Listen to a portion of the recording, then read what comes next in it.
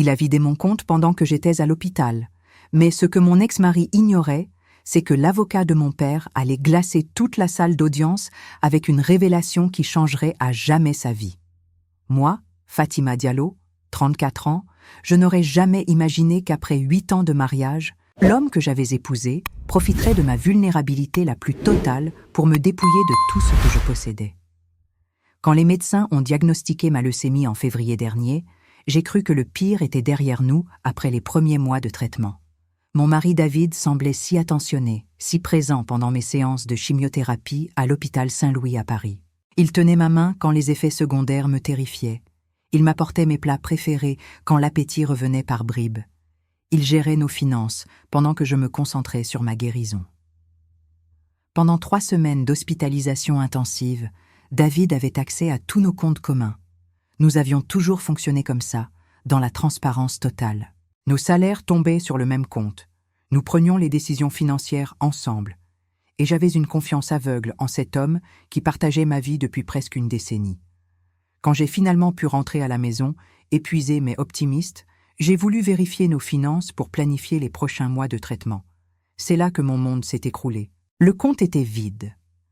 Pas juste bas, pas juste tendu, complètement vide. 68 000 € qui s'étaient évaporés. Mes économies, mon héritage de ma grand-mère, l'argent que j'avais mis de côté pendant des années en tant qu'ingénieur informatique chez Orange, tout avait disparu. Quand j'ai confronté David, sa réaction m'a glacé le sang plus que le diagnostic de cancer lui-même. Il n'a même pas nié.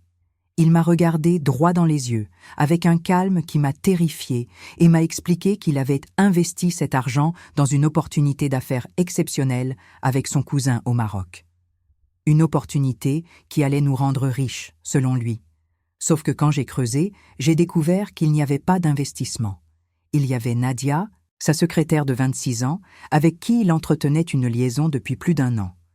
Il y avait un appartement qu'il avait acheté en secret, dans le 16e arrondissement, pour leur nid d'amour.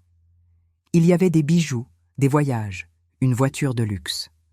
Tout financé avec MES Économie pendant que je me battais contre la maladie.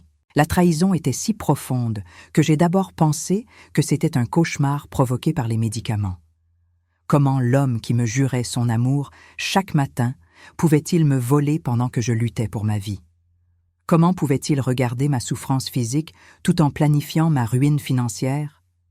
Le plus cruel, c'est qu'il a continué à jouer le mari dévoué même après que j'ai découvert la vérité.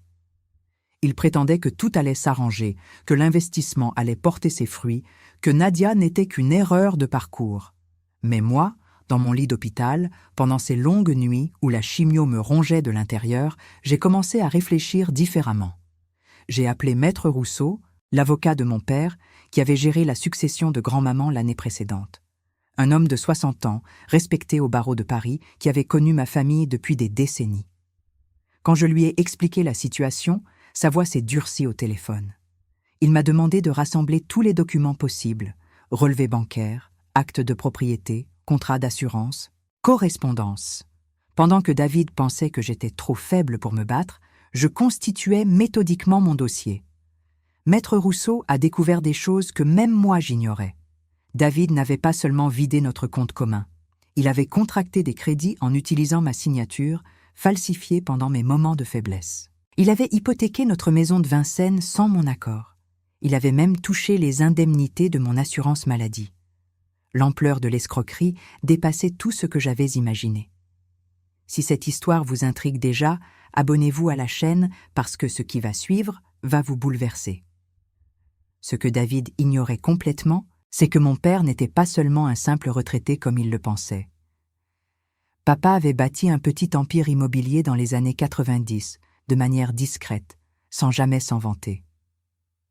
Maître Rousseau ne gérait pas seulement les affaires juridiques de notre famille par amitié.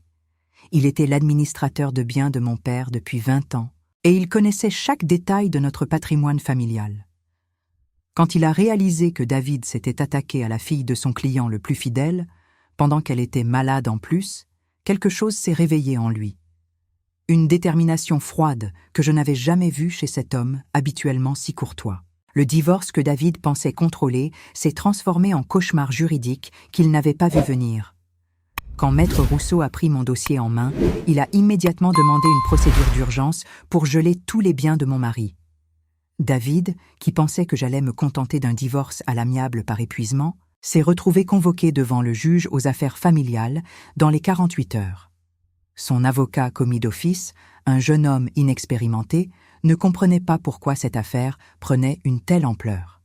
Moi, je savais que Maître Rousseau avait des contacts partout au palais de justice, une réputation bâtie sur 40 années d'exercice impeccable, et surtout une connaissance approfondie des arcanes juridiques que mon mari n'avait jamais soupçonnées. La première audience a eu lieu un mardi matin de mars, dans cette salle austère du tribunal de grande instance de Paris que je n'oublierai jamais. J'étais encore fragile physiquement, un foulard coloré cachait ma calvitie naissante, mais mentalement, j'étais plus déterminée que jamais. David est arrivé en costume, confiant, persuadé qu'il allait s'en sortir avec quelques excuses et une promesse de remboursement échelonnée. Il a même eu l'audace de s'approcher de moi avant l'audience pour me chuchoter qu'il était encore temps d'arrêter cette folie juridique qui nous coûtait cher à tous les deux. Il ne comprenait pas que pour moi, il n'y avait plus de retour en arrière possible. Cet homme avait profité de ma maladie pour me voler. Il avait brisé la confiance la plus sacrée qui existe entre deux époux. Maître Rousseau avait préparé le terrain avec une minutie chirurgicale. Il avait reconstitué chaque transaction suspecte, chaque signature douteuse, chaque mouvement d'argent suspect. Mais ce que personne n'attendait, c'est qu'il avait également mené une enquête parallèle sur les véritables activités de David. Mon mari, que je croyais simple commercial dans une entreprise de matériel informatique, menait en réalité une double vie financière que même moi j'ignorais. Il avait créé plusieurs sociétés fictives, utilisé de faux justificatifs de revenus pour obtenir des crédits, et surtout, il avait détourné des fonds de son employeur depuis plus de 2 ans. L'appartement du 16e qu'il avait acheté pour Nadia n'était que la partie émergée de l'iceberg. Il possédait également un studio à Cannes et des parts dans un restaurant à Marrakech, le tout financé par une pyramide de mensonges financiers. Quand le juge lui a demandé d'expliquer la disparition des 68 000 €, David a balbutié son histoire d'investissement foireux avec son cousin. Maître Rousseau s'est levé calmement et a déposé sur le bureau du juge un dossier de 50 pages qui détaillait non seulement l'usage réel de mon argent, mais également toutes les malversations financières de mon mari. L'audience, qui devait durer 1 heure, s'est prolongée toute la matinée. David a vu son visage pâlir progressivement à mesure que l'avocat égrenait ses découvertes. Les falsifications de signatures, les détournements, les créations de sociétés bidons, tout était documenté avec une précision implacable. Son jeune avocat tentait des objections désespérées, mais Maître Rousseau avait des preuves pour chaque accusation. Le moment le plus terrible pour David, c'est quand le juge a ordonné la saisie immédiate de tous ses biens. L'appartement de Nadia, le studio cannois, même sa voiture de fonction, tout a été bloqué séance tenante. Il a réalisé à ce moment-là qu'il avait sous-estimé l'adversaire qu'il avait en face de lui. Ce n'était pas juste Fatima, sa femme malade qu'il pensait pouvoir manipuler. C'était une famille entière, avec des ressources et des connexions qu'il n'avait jamais soupçonnées. Maître Rousseau avait également préparé une surprise supplémentaire. Il avait prévenu l'employeur de David de ses malversations. Une enquête interne était déjà en cours, et les preuves de détournement de fonds allaient être transmises au procureur de la République dans les jours suivants. Mon mari ne risquait pas seulement de perdre ses biens dans le divorce, il risquait la prison ferme pour escroquerie et abus de confiance. Cette première audience s'est terminée par une ordonnance de protection en ma faveur et l'interdiction pour David d'approcher nos comptes communs ou de disposer de quoi que ce soit sans autorisation judiciaire. En sortant du tribunal, il m'a regardé avec un mélange de haine et d'incrédulité. Il réalisait enfin qu'il avait gravement sous-estimé la femme qu'il avait épousée. Ce qu'il prenait pour de la faiblesse due à la maladie était en réalité une détermination d'acier qui ne demandait qu'à se révéler. Nadia, qui l'attendait discrètement sur le parvis, a compris immédiatement que leur belle histoire d'amour venait de prendre fin brutalement. L'appartement qu'elle croyait acquis était saisi. L'homme qu'elle admirait pour sa réussite financière n'était qu'un escroc, et elle risquait elle-même des poursuites pour recel si elle ne restituait pas immédiatement tous les biens qu'il lui avait offerts. Avez-vous déjà vécu une situation où quelqu'un a profité de votre vulnérabilité? Partagez en commentaire comment vous avez réagi. La suite de cette histoire va vous montrer que la justice, quand elle est bien menée, peut être d'une efficacité redoutable. Mais David n'avait pas encore pris la mesure de ce qu'il attendait vraiment. Il pensait que le pire était passé, qu'il pourrait négocier, s'arranger, peut-être même récupérer une partie de ses biens en faisant profil bas. Il ne savait pas que Maître Rousseau avait encore plusieurs cartes dans sa manche, et que l'humiliation qu'il venait de subir au tribunal n'était que le commencement d'une chute vertigineuse qui allait détruire toutes ses certitudes sur sa propre intelligence. La véritable humiliation de David a commencé quand Maître Rousseau a demandé une expertise comptable judiciaire complète de tous ses biens et activités financières. Cette procédure, que mon mari ne comprenait pas, allait révéler l'ampleur de ses mensonges d'une manière qu'il n'avait jamais anticipée. L'expert comptable désigné par le tribunal était Maître Dubois, une femme de 55 ans, réputée pour sa rigueur implacable et son refus de toute complaisance. Elle avait accès à tous les comptes bancaires, toutes les déclarations fiscales, tous les mouvements financiers de David depuis 5 ans. Ce que cette expertise allait révéler dépassait même ce que Maître Rousseau avait découvert lors de ses premières investigations. David n'était pas seulement un mari infidèle et voleur, c'était un manipulateur systématique qui avait construit son mode de vie sur une fraude permanente. Pendant que l'expertise se déroulait, moi je poursuivais mes soins à l'hôpital Saint-Louis. Les médecins étaient optimistes, la chimiothérapie fonctionnait bien, mais le stress du divorce et de la découverte des mensonges de David m'épuisait autant que la maladie elle-même. Heureusement, ma sœur Aminata était revenue de Londres pour s'occuper de moi. Elle ne supportait pas David depuis des années, elle disait qu'il y avait quelque chose de faux chez lui, une façon de regarder les gens comme s'il calculait constamment ce qu'il pouvait en tirer. J'avais toujours défendu mon mari, mais maintenant je réalisais qu'Aminata avait vu juste bien avant moi. Elle m'accompagnait aux audiences, me soutenait quand les révélations sur David devenaient trop douloureuses à encaisser. L'expertise de Maître Dubois a duré 6 semaines et ses conclusions ont été accablantes au-delà de tout ce que nous avions imaginé. David avait non seulement détourné mes 68 000 €, mais il avait également escroqué 3 autres personnes au cours des 2 dernières années. Une de ses collègues lui avait prêté 15 000 € pour un soi-disant investissement immobilier qui n'existait pas. Il avait soutiré 20 000 € à ses propres parents en leur faisant croire qu'ils montaient une affaire avec moi et qu'ils étaient investisseurs dans notre projet commun. Le plus révoltant, c'est qu'il avait même emprunté 12 000 € à ma propre mère l'année précédente, en prétendant que c'était pour me faire une surprise, un voyage de réconciliation après une période difficile dans notre couple. Maman, qui l'adorait comme le fils qu'elle n'avait jamais eu, avait accepté sans hésiter et ne m'en avait jamais parlé pour préserver la surprise. Quand ces révélations sont sorties, David a tenté une dernière manœuvre désespérée. Il a changé d'avocat, engageant Maître Leroux, un ténor du barreau spécialisé dans la défense des affaires financières complexes. Leroux était réputé pour sa capacité à retourner les situations les plus compromises, à transformer les accusés en victimes, à semer le doute même dans les dossiers les plus solides. David pensait que cet homme allait pouvoir le sortir du pétrin, peut-être même retourner la situation contre moi. Il a commencé à répandre le bruit que j'étais une femme déséquilibrée par la maladie, que mes accusations étaient le fruit de ma paranoïa, que les médicaments affectaient mon jugement. Il insinuait que j'inventais cette histoire de vol pour me venger de son infidélité, que j'utilisais ma leucémie comme une arme émotionnelle pour le détruire. Cette stratégie de défense m'a blessé plus profondément que toutes ces trahisons précédentes. Non seulement il m'avait volé et trompé, mais maintenant il utilisait ma maladie contre moi, il remettait en question ma santé mentale devant les tribunaux, devant nos amis communs, devant ma propre famille. Certaines personnes de notre entourage ont commencé à douter, à se demander si la chimiothérapie n'avait pas effectivement affecté ma perception de la réalité. C'était exactement ce que David espérait, diviser pour régner, créer suffisamment de confusion pour échapper aux conséquences de ses actes. Mais il avait oublié un détail crucial. Maître Rousseau n'était pas seulement un excellent avocat, C'était également un homme d'honneur qui ne supportait pas qu'on s'attaque à ses clients de manière aussi déloyale. La contre-attaque de Maître Rousseau a été d'une violence juridique que personne n'attendait. Il a assigné David et son nouvel avocat en dénonciation calomnieuse, réclamant des dommages et intérêts pour atteinte à ma réputation et manipulation de l'opinion.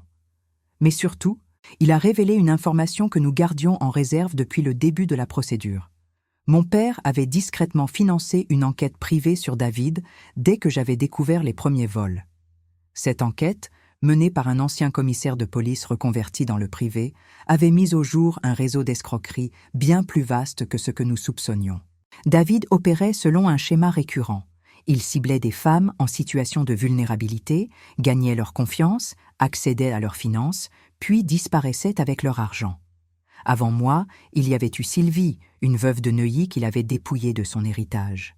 Avant Sylvie, il y avait eu Martine, une divorcée de Lyon qu'il avait rencontrée sur un site de rencontre. Si cette injustice vous révolte, abonnez-vous pour soutenir ces témoignages et découvrir comment cette manipulation systématique allait enfin être démasquée. L'enquête privée avait également révélé que David utilisait plusieurs identités, plusieurs adresses, qu'il avait même créé de fausses références professionnelles pour appuyer sa crédibilité auprès de ses victimes. Nadia n'était pas sa complice, elle était sa victime suivante. Il avait commencé à lui faire les mêmes promesses d'investissement qu'à moi, préparant méthodiquement son prochain coup financier. Cette révélation allait non seulement détruire définitivement sa stratégie de défense, mais également ouvrir la voie à des poursuites pénales pour escroquerie en bande organisée, même si sa bande se limitait à lui seul. David allait découvrir que jouer les victimes incomprises ne fonctionnait pas face à des preuves aussi accablantes. L'audience décisive du 15 mai restera gravée dans ma mémoire comme le moment où David a découvert qui était vraiment Maître Rousseau. Cette salle d'audience bondée, où la presse spécialisée en affaires judiciaires s'était déplacée suite aux révélations sur le réseau d'escroquerie, allait être le théâtre d'un retournement que mon ex-mari n'avait pas vu venir. Son nouvel avocat, Maître Leroux, était arrivé confiant, persuadé que sa réputation et son éloquence allaient suffire à déstabiliser notre dossier. Il avait préparé une plaidoirie axée sur mon supposé déséquilibre psychologique, comptant sur le fait que la compassion du tribunal pour une femme malade jouerait en sa faveur paradoxalement, en suggérant que ma vulnérabilité rendait mes accusations douteuses. Ce que personne dans cette salle ne savait, c'est que Maître Rousseau avait gardé son atout majeur pour cette audience finale. Mon père, qui jusqu'alors était resté en retrait, a fait son entrée dans le prétoire accompagné de 2 hommes en costume sombre que je ne connaissais pas. Papa m'a souri discrètement avant de s'installer au premier rang, et j'ai vu dans ses yeux cette détermination froide que je ne lui avais vue qu'une seule fois dans ma vie, quand un voisin avait osé porter la main sur ma mère il y a 20 ans. Maître Rousseau s'est levé et a annoncé au tribunal qu'il souhaitait verser au dossier de nouveaux éléments qui allaient éclairer définitivement cette affaire. David et son avocat ont échangé un regard inquiet, mais ils ne pouvaient plus reculer. Les 2 hommes qui accompagnaient mon père étaient en réalité des enquêteurs financiers de la brigade de répression de la délinquance économique. Papa avait utilisé ses relations dans le milieu des affaires pour accélérer l'enquête pénale qui était déjà ouverte suite aux révélations de l'expertise judiciaire. Ces enquêteurs avaient reconstitué intégralement le parcours de David sur les 10 dernières années et leur découverte dépassait tout ce que nous avions imaginé. Il n'y avait pas eu 3 victimes avant moi, mais 7. 7 femmes que David avait systématiquement dépouillées en utilisant exactement le même mode opératoire. Séduction, mise en confiance, accès aux finances, puis disparition avec l'argent. Le montant total de ces escroqueries s'élevait à plus de 400 000 €, répartis sur une décennie de manipulations calculées. Maître Rousseau a commencé la présentation de ces nouveaux éléments avec un calme qui contrastait avec l'agitation visible de David. Il a détaillé chaque escroquerie, chaque mensonge, chaque fausse identité utilisée par mon ex-mari. L'affaire Sylvie de Neuilly. 75 000 € détournés sous prétexte d'un investissement dans l'immobilier de luxe. L'affaire Martine de Lyon. 45 000 € escroqués pour un projet de restaurant fictif. L'affaire Brigitte de Bordeaux. 32 000 € volés pendant qu'elle traversait une dépression suite à son divorce. Chaque histoire était documentée, chaque transfert d'argent tracé, chaque mensonge exposé avec une précision chirurgicale. David s'effondrait littéralement sur sa chaise, réalisant que son passé le rattrapait intégralement.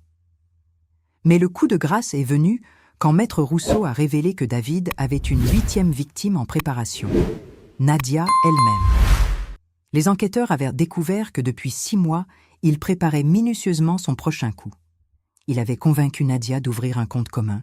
Il lui avait fait souscrire un crédit immobilier pour agrandir leur appartement. Il avait même commencé à lui proposer des placements financiers soi-disant avantageux. La pauvre femme, qui pensait avoir trouvé l'homme de sa vie, était en réalité la prochaine proie de ce prédateur financier. Cette révélation a provoqué un tollé dans la salle, et j'ai vu Nadia, présente dans le public pour soutenir David, éclater en sanglots en réalisant qu'elle n'était qu'un pion dans son jeu de manipulation. L'effondrement de David s'est accéléré quand Maître Rousseau a sorti sa dernière carte, un enregistrement audio. Papa avait eu l'intelligence de porter un micro lors de la dernière tentative de négociation que David avait proposée la semaine précédente. Sur cet enregistrement, on entendait clairement mon ex-mari proposer à mon père de faire un arrangement à l'amiable, en échange de l'abandon des poursuites. Il offrait de rembourser mes 68 000 € sur 10 ans. Mais surtout, il reconnaissait explicitement avoir temporairement utilisé l'argent de sa femme pour ses investissements personnels. Cette reconnaissance de culpabilité, formulée de sa propre bouche, anéantissait définitivement sa stratégie de défense et ses accusations sur mon supposé déséquilibre mental. Maître Leroux a tenté une dernière objection désespérée, contestant la légalité de cet enregistrement, mais le tribunal a considéré qu'il s'agissait d'une conversation entre parties privées dans un lieu public, parfaitement légal. David s'est alors tourné vers moi avec un regard suppliant, comme s'il espérait encore que je fasse machine arrière, que je lui pardonne une dernière fois comme j'avais toujours fait pendant notre mariage. Mais cette époque était définitivement révolue. La femme fragile qu'il avait cru pouvoir manipuler indéfiniment avait disparu, remplacée par une combattante qui n'avait plus rien à perdre et tout à reconquérir. Le président du tribunal a annoncé que l'affaire était mise en délibéré pour 1 semaine, mais tout le monde dans cette salle savait que David venait de signer sa propre condamnation. Cette audience marquait un tournant décisif, non seulement dans ma procédure de divorce, mais également dans l'enquête pénale qui allait suivre. David allait découvrir que ses années de manipulation et de mensonges avaient des conséquences bien plus graves qu'une simple séparation conflictuelle. Il allait apprendre que quand on s'attaque à la mauvaise personne, quand on sous-estime la détermination d'une femme blessée mais pas brisée, le réveil peut être d'une brutalité insoupçonnée. Le jugement rendu 1 semaine plus tard a marqué l'effondrement total de l'empire de mensonges que David avait construit pendant des années. Le tribunal lui a infligé une condamnation d'une sévérité exemplaire, remboursement immédiat de l'intégralité des sommes détournées avec dommages et intérêts, soit 120 000 € au total, attribution exclusive de notre maison de Vincennes à mon nom, et surtout, transmission immédiate du dossier au procureur pour escroquerie en bande organisée. David s'est écroulé en entendant le verdict, réalisant enfin que ses manipulations l'avaient mené droit vers la case prison. Son avocat prestigieux n'avait pu que constater l'ampleur du désastre. Face à un dossier d'une solidité juridique imparable, construit par Maître Rousseau avec la rigueur d'un orfèvre. Mais la véritable surprise de cette journée, c'est ce qui s'est passé après l'audience. Papa m'a demandé de l'accompagner dans le bureau de Maître Rousseau pour une conversation que j'attendais depuis des semaines. L'avocat avait préparé du thé, comme s'il savait que ce moment serait décisif pour moi. Mon père s'est installé en face de moi, et avec cette douceur que je lui connaissais depuis l'enfance, il m'a révélé pourquoi il avait pu mobiliser autant de ressources pour me défendre. Ce que j'ignorais, c'est que papa n'était pas seulement un petit entrepreneur en bâtiment comme il l'avait toujours prétendu. Depuis 30 ans, il gérait discrètement un patrimoine immobilier considérable, construit pierre par pierre à travers des investissements judicieux et une gestion rigoureuse que même maman ne connaissait pas entièrement. Cette révélation m'a bouleversée autant que la trahison de David. Mon père, cet homme humble qui réparait les robinets de nos voisins le dimanche et qui portait des bleus de travail usés, possédait en réalité 43 appartements dans la région parisienne, 6 maisons individuelles et des parts dans plusieurs sociétés immobilières. Il avait choisi de vivre simplement pour ne jamais attirer l'attention, pour protéger sa famille des convoitises, pour nous élever dans les vraies valeurs plutôt que dans l'ostentation. Quand David m'avait épousée, papa l'avait fait discrètement enquêter par maître Rousseau, comme il le faisait pour tous les prétendants sérieux de ses filles. Les premiers rapports étaient rassurants. David semblait alors être un commercial honnête sans casier judiciaire ni dette particulière. Maître Rousseau m'a expliqué que mon père avait immédiatement réactivé cette surveillance dès que j'avais découvert le premier vol.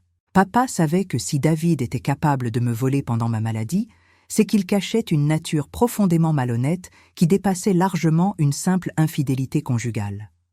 L'enquête privée, les contacts avec la police financière, l'expertise judiciaire approfondie, tout cela avait été financé et orchestré par mon père avec une efficacité que seules des décennies d'expérience des affaires permettent.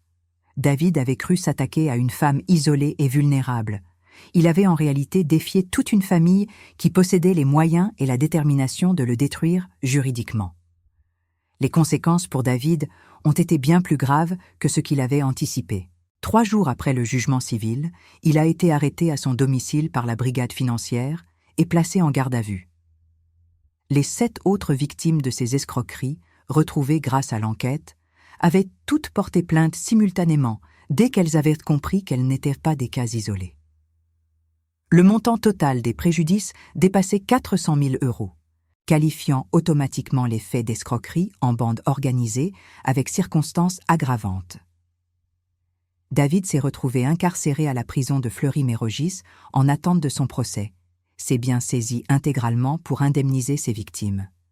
Nadia, complètement effondrée, a découvert qu'elle avait contracté 45 000 € de dettes pour financer leur relation, croyant investir dans leur avenir commun. Pour moi, cette victoire judiciaire était importante, mais la vraie guérison est venue avec les mois suivants. Ma leucémie a bien répondu au traitement, les médecins sont devenus progressivement optimistes, et j'ai pu reprendre le travail à temps partiel chez Orange. Mes collègues, qui avaient initialement été dupes des mensonges de David sur mon supposé déséquilibre, ont réalisé leur erreur quand l'affaire a été médiatisée. L'entreprise m'a même proposé une promotion pour diriger l'équipe de cybersécurité, reconnaissant que mon expérience personnelle avec la manipulation financière me donnait une perspective unique sur ces questions. Aminata est restée vivre avec moi pendant ma convalescence, et nous avons redécouvert cette complicité de sœurs que la maladie et le divorce avaient temporairement occultée. Le procès pénal de David a eu lieu 8 mois plus tard. Face aux preuves accablantes rassemblées par maître Rousseau et les enquêteurs, il a finalement plaidé coupable pour éviter une condamnation encore plus lourde. Il a écopé de 3 ans de prison ferme et de l'obligation de rembourser intégralement toutes ses victimes. Pendant l'audience, il a tenté de me présenter des excuses publiques, mais ses mots sonnaient creux après tant de mensonges. La femme qu'il avait épousée n'existait plus, remplacée par quelqu'un de plus fort, de plus lucide, de moins naïf face aux manipulations. J'ai réalisé que cette épreuve, aussi douloureuse soit-elle, m'avait appris à reconnaître ma propre valeur et à ne plus jamais accepter qu'on profite de ma bienveillance. Aujourd'hui, 2 ans après cette histoire, je suis en rémission complète et j'ai reconstruit ma vie sur des bases plus solides. J'ai appris que la vulnérabilité n'est pas une faiblesse quand on est entouré des bonnes personnes, que la famille peut être un rempart indestructible face à l'adversité, et surtout que la justice, quand elle est bien menée, peut réparer même les trahisons les plus profondes. David purge sa peine en prison. Ses autres victimes ont été indemnisées grâce à la vente de ses biens, et moi j'ai retrouvé confiance en l'avenir. Parfois, les épreuves révèlent des forces insoupçonnées et des soutiens inattendus qui changent le cours d'une vie. Si cette histoire vous a inspiré, partagez-la et abonnez-vous pour plus de témoignages sur la résilience et la justice. Merci d'avoir écouté jusqu'au bout, cela prouve que vous croyez en la capacité de chacun à surmonter l'adversité et à retrouver sa dignité.